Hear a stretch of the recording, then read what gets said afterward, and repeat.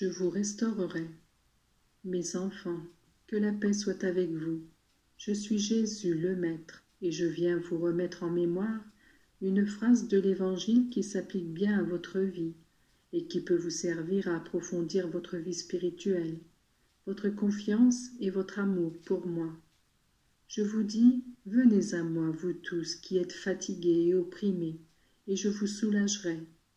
Il y a dans le monde une triple catégorie de personnes fatiguées, car on peut l'être physiquement, moralement ou spirituellement. Le poids des ans, la maladie, la fatigue ou le travail peuvent rendre la vie pesante et fatiguer physiquement. À ces personnes-là, je dis, venez à moi. Venez à moi, car par la prière, vous pourrez vous insérer dans le monde de Dieu et vous plonger dans l'océan d'amour qu'est Dieu lui-même, de sorte que votre fatigue deviendra légère et que vous sentirez moins le poids des ans et de la souffrance. Mais je dis aussi, venez à moi, à tous ceux qui, dans le monde du travail, oublient Dieu, ou à ceux qui, dans les hôpitaux, blasphèment ou oublient d'invoquer mon amour. Venez à moi, et vous serez réconfortés pour faire face à vos peines. Je vous le dis à vous aussi, venez à moi, afin que la prière restaure votre vie spirituelle, vous donne des ailes pour parcourir le monde et communiquer votre force, votre amour, et vous permettre de redoubler le bien que vous avez déjà commencé à faire. Les personnes fatiguées physiquement sont les plus faciles à aider, mais ce sont aussi celles qui ont le plus de mal à recourir à moi pour demander du secours. Or, j'ai moi aussi connu le travail, la fatigue, la souffrance physique, de sorte que je suis à même de les comprendre. Venez donc à moi. Je dis aussi à celles qui souffrent moralement, venez à moi et je vous soulagerai, car je vous ferai découvrir le bon côté de ce qui vous arrive, parallèlement au moins bon. Je vous ferai comprendre comment moi, le Fils de Dieu, je sais intervenir dans votre vie pratique et modifier ce qui est moins bon pour accomplir ce qui est bon. Mères qui souffrez pour vos enfants, venez à moi.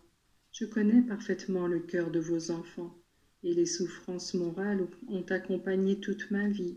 Qui pourrait les soulager mieux que celui qui les a vécues et les vit encore actuellement, continuellement?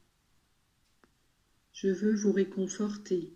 Je vous ai dit, venez à moi, et je vous consolerai, car je vous conduirai sur le calvaire, et je vous montrerai le bon larron.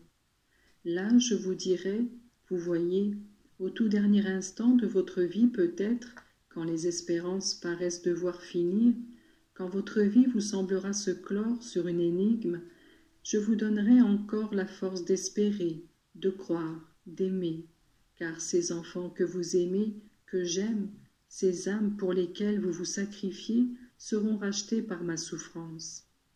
Venez à moi, cherchez du réconfort dans mon cœur, et seulement là, car je ne déçois personne. Quand je promets une conversion, vous pouvez être certain qu'elle aura lieu, ayez foi. Venons-en aux personnes fatiguées spirituellement, celles que le doute assaille, celles qui s'interrogent, toutes désorientées. Vaut-il la peine de continuer à croire quand je vois que tout part à la dérive et à l'opposé de ce que j'ai toujours pensé jusqu'ici? À ces gens-là, je dis, venez à moi, je vous donnerai des idées claires, je renforcerai votre confiance. La foi n'est pas une doctrine basée sur ce qui passe. La foi se fonde très particulièrement sur la vie éternelle.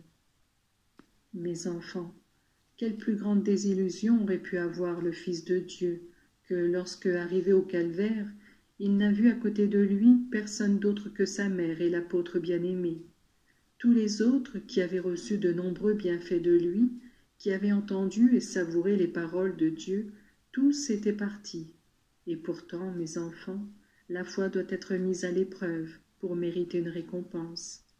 La vie du chrétien est une épreuve de foi. Or, on doit atteindre la ligne d'arrivée en gardant fermement sa foi. De même que l'on éprouve l'or ou creuset, la foi a besoin d'être éprouvée par la vie. Ces épreuves, qui suivent l'une l'autre, je les ai connues, et ma mère également.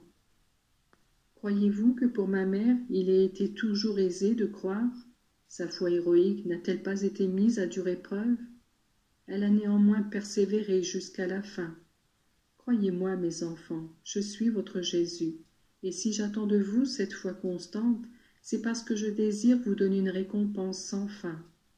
Venez à moi quand le doute vous assaille, quand vous êtes tentés de dire « Je ne prie plus, je ne crois plus, car rien ne va.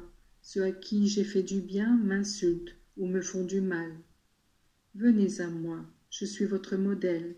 Ce n'est pas pour rien que vous m'appelez votre maître. C'est moi qui dois vous enseigner. Venez puiser dans mon cœur cette force, ce courage, cette clarté dans les idées, cette foi constante et sincère que je peux vous offrir. Mes enfants, je vous bénis tous. Je bénis l'Église, ma douce épouse que j'ai aimée et que j'aime plus que moi-même. Je bénis le monde entier et j'attire tous les hommes auprès du Saint-Père, appelé à gouverner cette grande institution divine qu'est l'Église. Je bénis vos cœurs, afin qu'ils sachent être forts et puiser cette force là où ils peuvent la trouver, et afin qu'ils sachent continuer à croire, à espérer, à aimer, ainsi qu'à répandre la foi, la confiance et l'amour. Au nom du Père, en mon nom, au nom de l'Esprit Saint et avec le sourire maternel de Marie, portez cette bénédiction à vos familles. Soyez unis et contents.